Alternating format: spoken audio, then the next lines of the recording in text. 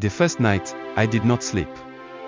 I lay on a tin mat in the corner of the small kitchen, staring at the cracked ceiling, listening to the creaks and whispers of a house that did not want me. The scent of burnt oil and old wood filled my nose, but beneath it was something colder, something that smelled like broken promises.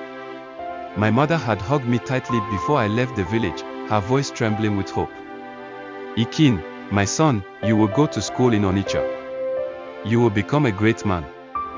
My uncle had nodded, his thick hands resting on my shoulder, his eyes full of assurance. "Don't worry, Eneni. I will take care of him like my own." But he did not. The first time his wife, Auntie Ngozi, raised her hand against me, it was because I forgot to greet her before sweeping the compound. The slap came fast, sharp, like the sting of a scorpion. My ears rang, but I held back my tears. I told myself it was a mistake, that she would not do it again. But I was wrong. There was no school. Instead, my days were filled with endless chores.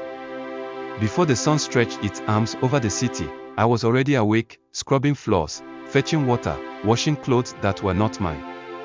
My hands, once soft and full of childhood, became dry, cracked, and old. "Useless boy," Auntie Ngozi would hiss whenever I slowed down. "Did your mother send you here to eat my husband's money?" I wanted to tell her that my mother had sent me here to learn, not to suffer. But I dared not speak.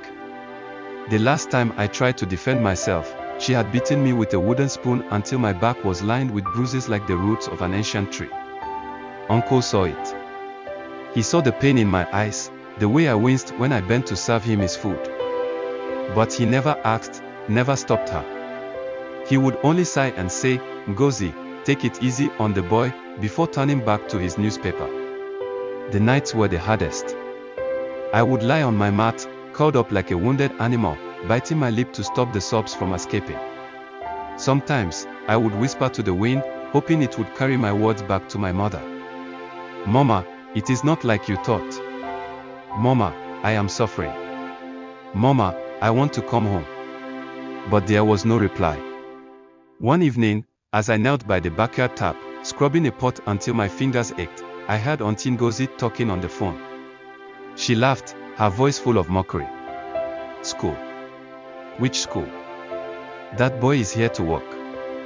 His mother thinks she is wise, sending him here to burden us."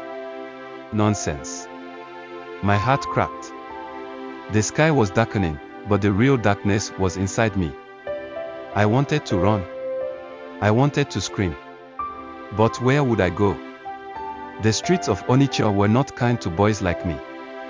So I swallowed my pain. But something inside me whispered, "This is not the end." And it was right. Because the night was long, but morning would come. And when it did, I would find a way to escape. To be continued.